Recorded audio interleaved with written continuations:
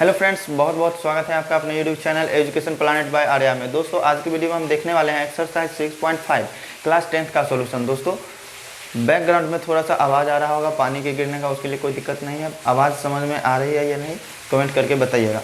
दोस्तों आज हम देखेंगे क्वेश्चन नंबर 16। तो दोस्तों अगर अभी तक चैनल पर नए हैं, चैनल को सब्सक्राइब नहीं किए हैं तो चैनल को सब्सक्राइब कर लीजिए, साथ में बेल आइकन को प्रेस कर लीजिएगा। तो आइए देखते हैं क्वेश्चन नंबर 16 में कहता क्या है और इस क्वेश्चन का सोल्यूशन हम किस तरह से करेंगे। तो क्वेश्चन नंबर 16 में कहता है कि एक समबाहु त्रिभुज में सिद्ध करना है कि उसकी एक भुजा के वर्ग का तिगुना उसके एक शीर्ष लंब के 4 गुने के बराबर होता है।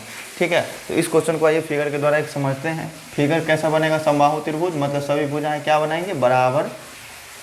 ठीक है, क्या हो गया? मान लेते हैं ये ए बी सी एक त्रिभुज है, ए बी सी एक त्रिभुज है। इसकी ये जो है ना समबाहु त्रिभुज है। समबाहु त्रिभुज में होता है सभी भुजाएं आपस में होती है बराबर। ठीक है, ये भुजा ए बी जो है बी सी के बराबर होगा, बी सी जो है ये ए सी के बराबर होगा। समबाहु त्रिभुज है, ये होगा ही होगा। ठीक है, इसका डिफिनेशन ही यही कहता है। तो इसके सॉल्यूशन में किसी भी क्वेश्चन को या थ्योरम को प्रूव करने के लिए क्या करते हैं हम? 5 स्टेप में चलते हैं। पहला गिवन, दूसरा क्या साबित करना है सो लिखते हैं, तीसरा कुछ कंस्ट्रक्शन करते हैं, चौथा प्रूफ और लास्ट में क्या हो जाता है? प्रूव्ड हो जाता है। ठीक है, तो वही 5 स्टेप है। तो पहला अपना क्या लिखेंगे कि क्या दिया हुआ है? दिया है इसमें कि ए बी सी क्या है? एक समबाहु त्रिभुज है। ए बी सी एक समबाहु त्रिभुज है, ये चीज़ दिया हुआ है। जब ए बी सी एक समबाहु त्रिभुज है तो इसको तो लैंग्वेज में हमने लिखा, तो इसको मैथमेटिकली टर्म के आधार पर कैसे लिखा जा सकता है कि ए बी बी सी के बराबर होगा, बी सी ए सी के बराबर होगा। इसीलिए क्या होगा? ए बी बराबर बी सी बराबर क्या होगा? ए सी के। बात किन किन चीज़ की हो रही है? भुजा का और शीर्ष लंब का। ठीक है, साबित क्या करना है?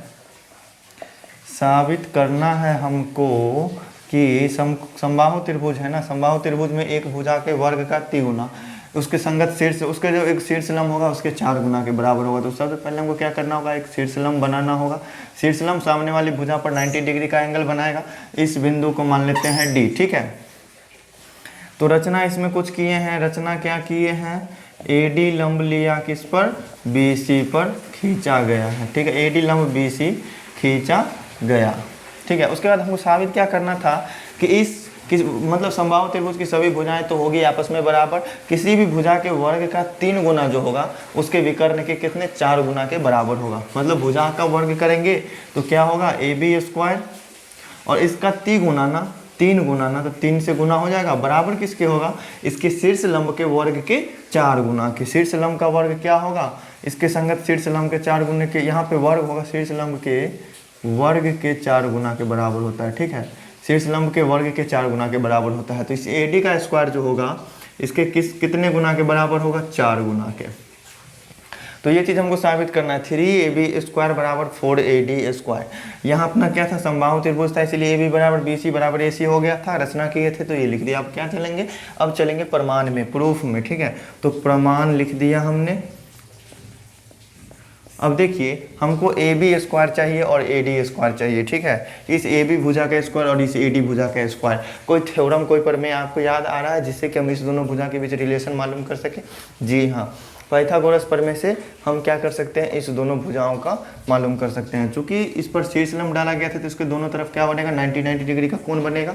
ठीक है, तो एक समकोण त्रिभुज इधर भी बन रहा है, एक समकोण त्रिभुज उधर भी बन रहा है। इधर वाले समकोण त्रिभुज का नाम क्या है? ए डी सी और ए डी बी, और इधर वाले समकोण त्रिभुज का नाम है कोण, मतलब त्रिभुज ए डी सी। ठीक है, तो हमको ए बी स्क्वायर चाहिए तो हम इधर वाले त्रिभुज में चलते हैं। किस त्रिभुज में चलना होगा?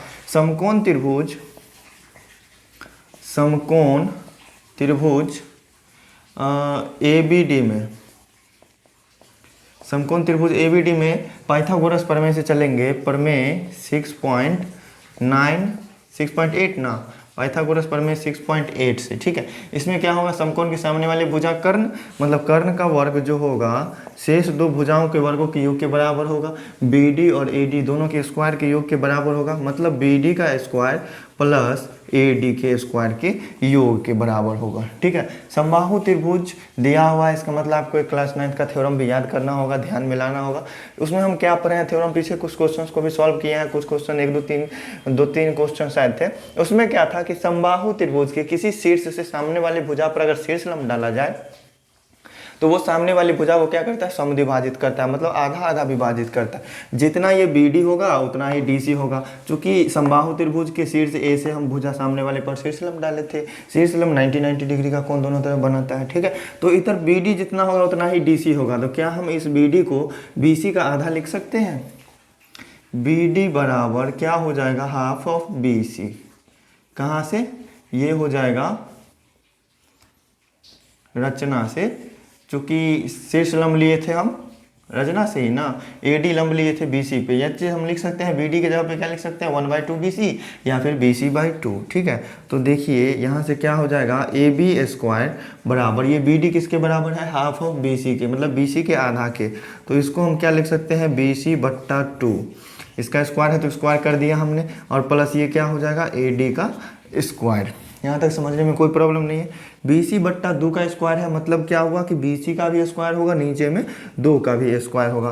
तो दोनों का स्क्वायर करते हैं, AB का स्क्वायर हो गया बराबर क्या हो जाएगा, ये BC का स्क्वायर बट्टा में 2 का स्क्वायर कितना होगा, 4, और प्लस हमने कर दिया AD स्क्वायर।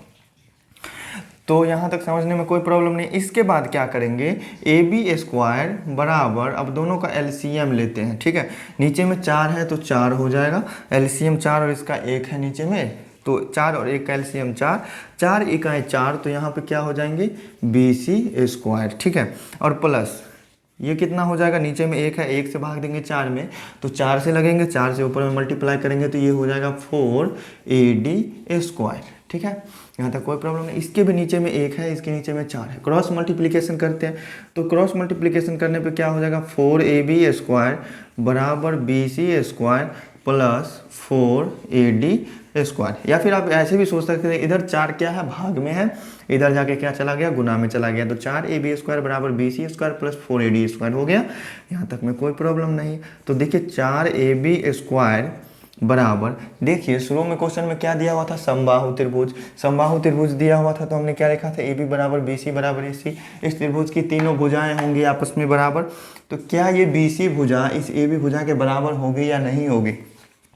तो इस BC की जगह पे हम क्या कर सकते हैं, AB भुजा रख सकते हैं। चूंकि यहाँ BC जो है AB के बराबर है, तो इसको हम रख सकते हैं किस तरह से, AB स्क्वायर इसको लिख सकते हैं, और ये क्या हो जाएगा 4AD स्क्वायर, ये तो ऐसे ही रहेगा, ठीक है।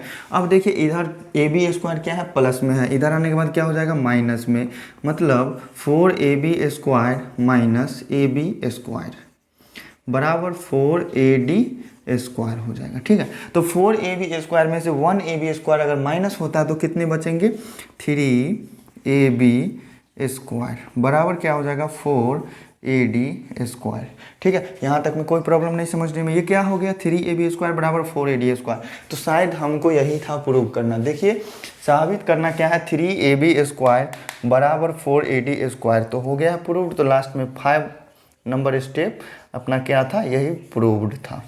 तो हो चुका है प्रूव्ड। समझने में दोस्तों कहीं भी कोई प्रॉब्लम है, आइए एक बार और समझ लेते हैं। समबाहु त्रिभुज था, समबाहु त्रिभुज में क्या होगी, सभी भुजाएं आपस में बराबर होगी। साबित करना था हमको किसी एक भुजा के वर्ग का 3 गुना जो है उसके शीर्ष लंब के क्या होता है, वर्ग के 4 गुना के बराबर होता है। यह चीज़ हमको साबित करना है। तो शीर्ष लंब के लिए हमने एक रचना किया कि AD लंब ली है किस पे, BC पे, तो वो चीज़ हम लिख दिए।